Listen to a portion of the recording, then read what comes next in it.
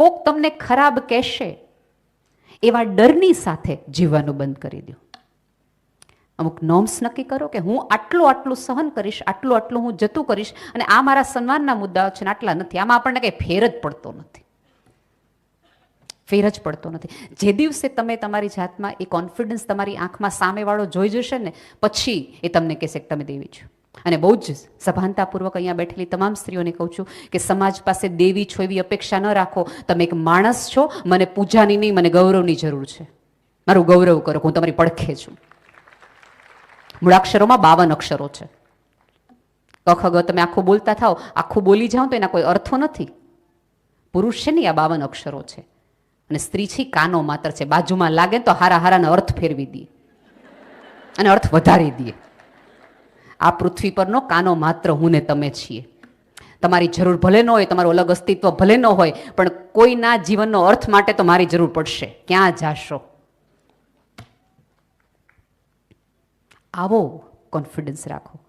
અને હજી કહું છું, આત્મવિશ્વાસનો અર્થ એ નથી કે મોઢે જવાબ આપી દેવા. એક લોકોને મગજમાં એવું ઘરી ગયું છે, જવાબ દઈ દેવાના. આમ સાંભળી તો લેવાનું જ નહીં. સાંભળો, ખુલ્લા મને સાંભળો અને પૂછો તમારી જાતને કે આમાંનું કશું છે તમારી અંદર. અને મેં તો અનેક વાર કીધું છે કે મેણા ટોણાથી જ જગતમાં બદલાવ આવ્યો છે. વખણથી તો મજા આવે, ફરી વાર સારું ગુડ ફીલ ગુડ થાય. આ પહેલી લાઈનમાં એમ કે બહુ દેખાડે, બેઉ દેખાડે, ત્રીજા બેન એમ કે નથી દેખાડે, લે બહુ કરી. સાહેબ, તમારા સુખ અને દુઃખનો આધાર તમે પોતે છો.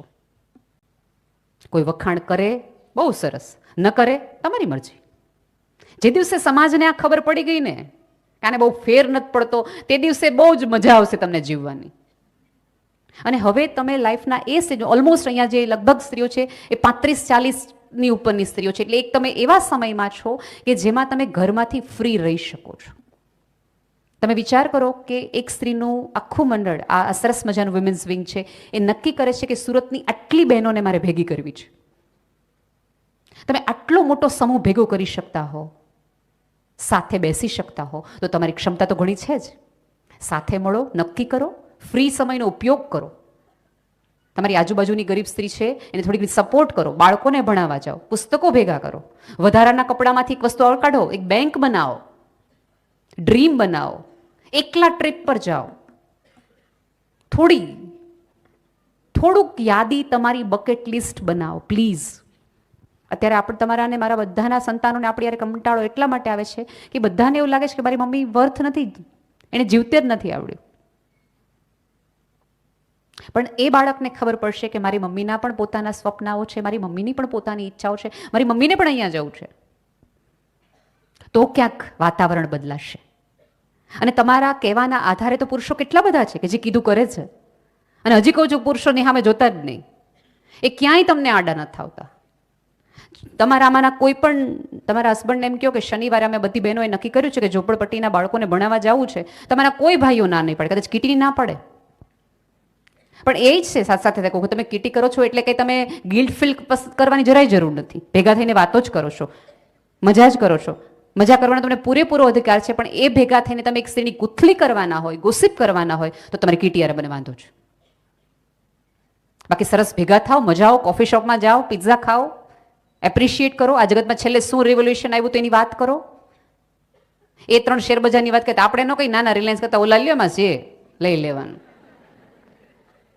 અને બીજું કે તમે જો હમણાં તો આપણા બધા અંબાણીમય છીએ. હવે જેને તમે મોડર્ન ગણો છો, જેને હું મોડર્ન ગણીએ છીએ, એમના સંતાનો કઈ રીતે જાહેરમાં વર્તે છે અને તમારા અને મારા સંતાનો કઈ રીતે જાહેરમાં વર્તે છે. જો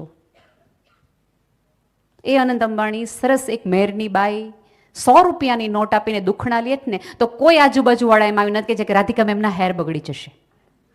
અત્યારે તો સરસ રીતે લગ્નમાં કે કોઈક દાદી આશીર્વાદ દેવા આવે ને તો 4 જણા અડતા નહીં, હાથા કરો, હાથા કરો.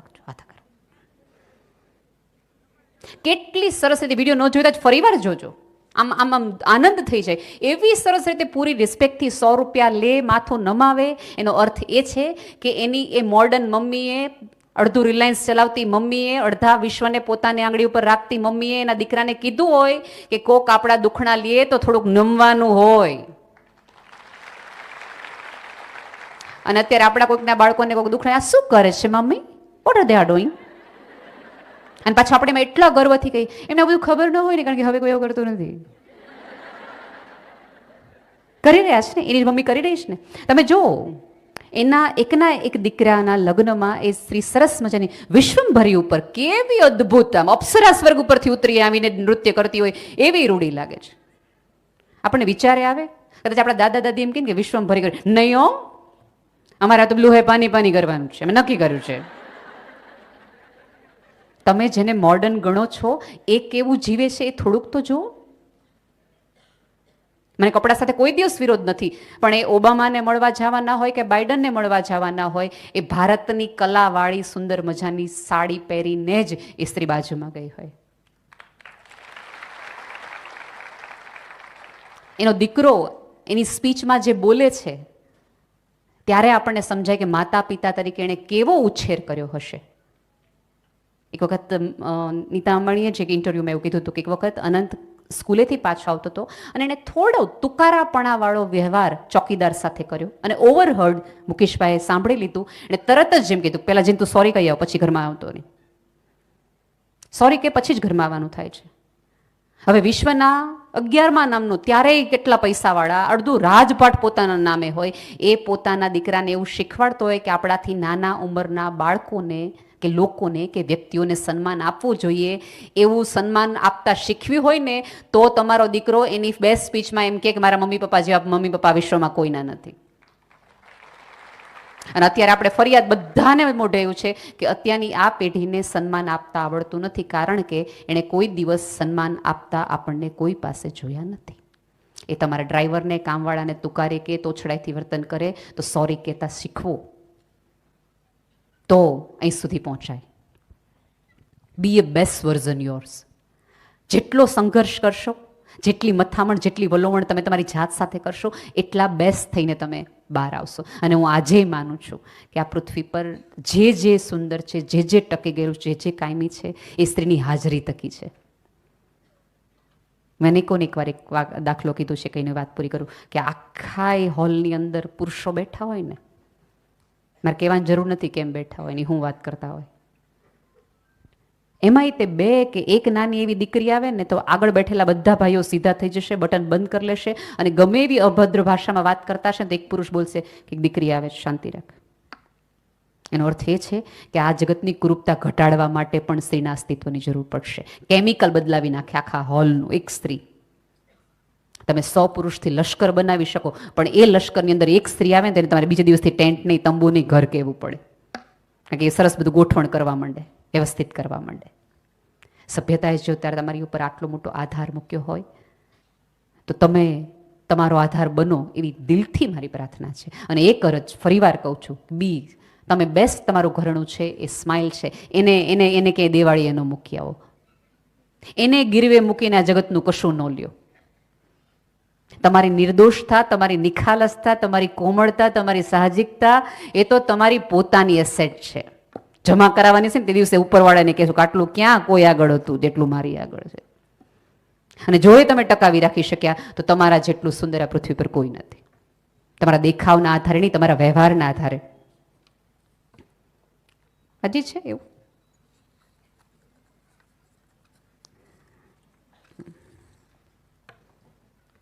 તમારી સુંદરતાના આધારે નહીં, પણ તમારા વ્યવહારના આધારે.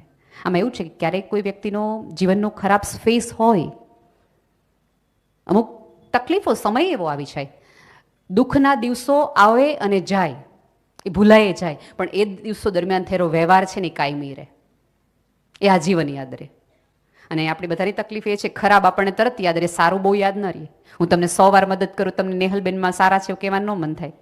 આપણે એમ કહીએ અમારા સંબંધ બહુ સારા એટલે કરે જ ને. પણ એક વખત આમાંને કોઈ પણ વ્યક્તિ ના પાડે, આટલું ન રાખ્યું, આટલું કોઈક ના પાડે છે, જ્યારે તમે ઈચ્છતા હો કે તમારી નાનો સ્વીકાર અન્ય કરે તો તમારે પણ કોઈકની નાનો સ્વીકાર કરવો જોઈએ. આપણી તકલીફ એ છે કે મારી નાનો તમારે સ્વીકાર કરવાનો, કારણ કે મારું જેન્યુઇન રીઝન હતું, નહોતું આવ્યું તે દિવસે. અને તમારું રીઝન તો કે બાના. એવું ન હોય. આજે તમે એની સાથે નથી જઈ શક્યા તો ખુલ્લા દિલે કહો, અને એક તો આપણે બધાને કંઈક એવું છે, કોઈક સાથે ન આવે ને તો મજા જ ન આવે. બેસ્ટ ડ્રેસ આપણે લેવો હોય ને આપણે ઈચ્છતા હોય ને કે કોઈ ન મળે તો એ આપણે એકલા લઈ આવીએ, પણ બાકી હાલને તોરે આવતી હોય તો આપણે સજાઈ જઈ આવીએ. જ્યારે જ્યારે ખરીદી કરવા જાઓ ત્યારે તમને જોતું હોય એ જ લાવો. બજાર તો છે ને વિશ્વાસઘાત માનવાની છે. અને દોસ્તી એ થોડાક એવા લોકોની રાખો, જે સ્ત્રી અન્યની વાતો અને ગોસિપ તમને કરતી હોય ને તે માની જ લેવાનું કે બીજી સ્ત્રી પાસે તમારી એટલી જ કરે છે. એનો ક્યાસ જ આ માપદંડ જ એટલું છે કે આ વ્યક્તિ કેટલી રિલાયબલ, કેટલો વિશ્વાસ મૂકી શકાય, તો કે આટલો, આનાથી આગળ ન જવાય. આમાં કેવું છે, તમે મારું સાંભળ્યું પણ હશે કે ભળાય મળાય જોડાવાય એવી વ્યક્તિઓ સાથે, એવી સંસ્થાઓ સાથે, એવા કુટુંબો સાથે, એવી બેનપણીઓ સાથે કે જે તમારું સ્તર થોડું તમે છો એના કરતાં અપ લાવે. તમે દૂધ હોય ને, પાણી ને દૂધ ભળે ને તો તમને ખબર ન પડે કે આ પાણી ક્યાં છે કે આ દૂધ ક્યાં છે, મિક્સ થઈ જાય ઇઝીલી. તમે જોઈ ન શકો, પારખી ન શકો. કોઈ પણ દૂધ તમારી પાસે પાણીવાળું લાવું તો તમે મને એવું ન કહી શકો આમાં પાણી હતું. એનો અર્થ એ છે કે દૂધની ગુણવત્તા, ગુણધર્મ અથવા ગુણની એની આવડત એવી છે કે પાણીના ભાવે એ વધારી દે છે. દૂધના ભાવે પાણી વેચાઈ જાય અને ભાવ વધારી દીધો પાણીનો.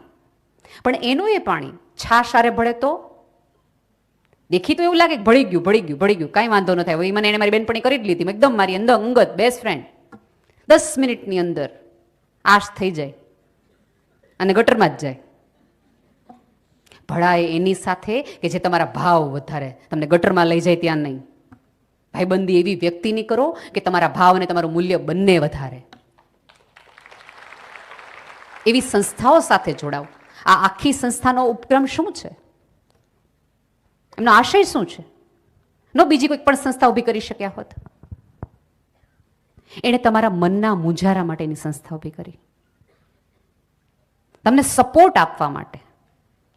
તમને ઘરમાં મજા નથી આવતી, બી વિથ અસ, આપણે વાત કરીએ, કદાચ કોઈક રસ્તો નીકળે. તમને કશું કામ કરવું છે તો ઓપ્શન્સ આપીએ. હેમાંગી બેન સાથે હું વાત કરતી હતી કે તમે શું કરો, એને મને આટલા સરસ સરસ મુદ્દા કહે. તો ભાગ્યે જ કોઈક સંસ્થા હશે કે જેણે સ્ત્રીના મન વિશેનો વિચાર કર્યો હશે. બાકી તો સરસ બ્યુટી કોન્ટેસ્ટ થાય, પાર્લરના ક્લાસ થાય, સિલાઈ મશીનના ક્લાસ થાય, અલગ અલગ પ્રકારના ક્લાસ થાય. અને જો હમણાં તો જે દિવસથી કોરોનાનું કાળ ગયો પછી તમે, એટલે આપણે એના ઉપરથી આપણે એક આઈડિયા આવે કે સમાજ પણ તમારી પાસેથી તમને શું કરાવવા માગે છે. કે સમૂહ લગ્નની આખી વિધિ બહુ જ સરસ, કરવું જ જોઈએ. સમાજમાં જે દીકરીઓ ઓછી છે એની સાથે સપોર્ટિવ રોલમાં રહેવું જ જોઈએ. કે બાપ વગરની દીકરી હોય તો આપણે સરસ રીતે એને પરણાવીએ, પણ બાપ વગરની દીકરીને પાને તને નહીં, પીએચડી થવાની પણ એટલી જ જરૂર છે. એમાં સમાજ ભેગો થાય ને, કે કોઈક વ્યક્તિ આગળ આવીને નક્કી કરે કે આને નથી, પણ આપણે નક્કી જ કરી નાખ્યું છે કે પરણાવી જ દેવાની હોય, ભણાય થોડું. જે દિવસે સમાજની આંખ, એક સ્ત્રીની આંખમાં શિક્ષણનું મહત્વ આવશે તે દિવસે કેટલી બધી શિક્ષિત સ્ત્રીઓને પણ મેં એ જોયું છે કે જ્યારે 12th પછી કોલેજ પસંદ કરવાની હોય તો એ પોતાની દીકરીને કેવી કોલેજમાં મૂકે કે જ્યાં એને વળતર ન મળવાનું હોય, અને દીકરાને સરસ કુંવારને મોકલે, જાઓ તમે ભણો. અને કુમાર 3માં દાંડી લઈને પાછા આવે, ઓલા ગવર્મેન્ટ કોલેજમાંથી એન્જિનિયરિંગ કે મેડિકલ થઈને પાછી આવે. સ્ત્રીને ખબર જ નથી કે જેટલી એને સંઘર્ષમાં મૂકશો ને એટલી એ પૂરા જોરથી બહાર આવશે. અંદરથી આપણે બધાને એક સળવળે છે, કશુંક સળગે છે. તો તમને કહી દઉં, રોકેટના ઉપર જવા માટે અંદરથી સળગવું વધુ જરૂરી છે.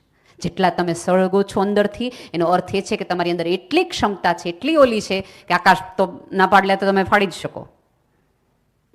જેટલા લોકો તમને અંધારામાં રાખે, મૂંઝવણમાં રાખે, ઓલામાં રાખે, તમે હસતા હસતા બહાર આવો તો લોકોને તમને હેરાન કરવાની મજા નહીં આવે, કારણ કે કંઈ થતું જ નથી. આખી સભ્યતાને તકલીફ જ એ થઈ કે આને આટલી મૂંઝવણમાં રાખી, આટલી કેદમાં રાખી, 5000 વર્ષ સુધી આમાં બધું કર્યું, તેમ છતાં ખુશ ખુશ ખુશ જ છે. પણ વચ્ચેનો એક ગાળો ગયો કે જ્યાં આ બધું સમોવડીનું, સફળતાનો રોગ લાગુ પડ્યો. પછી ધીમે ધીમે ધીમે ધીમે ધીમે સ્ત્રીમાં એક બરડપણું આવતું ગયું. પૃથ્વી પરની ભીનાશ છે ને એ સ્ત્રી છે. અને જ્યાં સુધી તમે ભીના અને કૂણા હશો ને ત્યાં સુધી તમારામાં ઉગવાની ક્ષમતા છે, શક્યતા છે. જે દિવસે તમે ભીનાશને રાજીનામું આપી દીધું ને, અક્કડ કડક થઈ ગયા ને બઠ્ઠર, તે દિવસે તમારી તૂટવાની ક્ષમતા વહેલી છે. તમે જુઓ, મોટી લાકડી હોય ને જૂની, એને તમે વાળી શકો, તોડી શકો. મોટા મોટા વૃક્ષો છે ને હંમેશા હવામાં તૂટી જાય, ઘાસ ક્યારેય નહીં તૂટે. આમ જાય, આમ જાય, આમ જાય, બધી સ્થિતિમાં રહીએ તો પોતાના મૂળ સાથે જોડાયેલા છે. જેટલા ભીના ને કૂણા રહેશો એટલું બધું પરિવર્તન સાથે તમે સહન કરી શકશો. આપણો પડછાયો છે ને આપણને શીખવે છે જે કે ક્યારે નાના થવાનું ને ક્યારે મોટા થવાનું, ક્યારે બોલવાનું ને ક્યારે નહીં બોલવાનું, આમાં વ્યક્ત થવાનું ને આમાં વ્યક્ત નહીં થવાનું, અહીંયા રીસાવાનું ને અહીંયા નહીં રીસાવાનું, અહીંયા જીદ કરવાની ને અહીંયા જીદ નહીં કરવાની. જે વસ્તુની અપેક્ષા તમને હોય એ જ માગો. આપણી તકલીફ એ છે કે સન્માનની અપેક્ષા હોય ત્યારે આપણે વસ્તુ માગીએ છીએ, અને જગતને જાણે જાણે આપણે એવું પુરવાર કરી દીધું, તમે સન્માન ન આપી શકો ને ત્યારે તમે તમને વસ્તુ આપી દેજો.